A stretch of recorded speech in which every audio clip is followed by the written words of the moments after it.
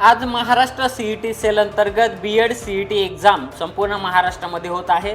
त्या अनुषंगाने नांदेड येथील Marathwada online exam centre Bondar road Nanded येथे एक्झामसाठी सकाळी अनेक विद्यार्थी उपस्थित होते।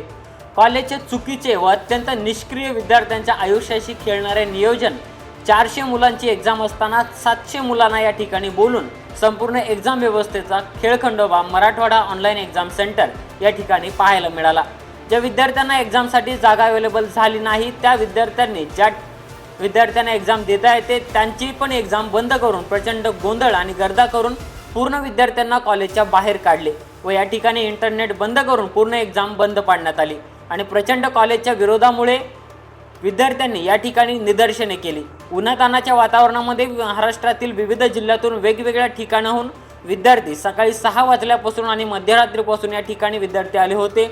त्यांच्या आयुष्याशी खेळण्याचं काम या Marathwada online exam centre Nanded यांनी केले आहे। माननीय प्रशासनाने यावर कडक कारवाई करून विद्यार्थ्यांच्या पुन्हा परीक्षा घ्याव्यात अशी तात्काळ मागणी विद्यार्थ्यांमधून होत आहे। आवश्यकता उपलब्ध सीटा नसल्यामुळे फार गोंधळ चालू आहे। Marathwada online exam centre Nanded येथे विद्यार्थी परीक्षेला न बसता बाहेर ग्राउंडमध्ये आलेले आहेत। त्याला बसण्यापुरत्या पर्याप्त सीटा पण नाही आहेत। पहा या ऑनलाईनवाल्याचा गोंधळ पाहू शकता तुम्ही।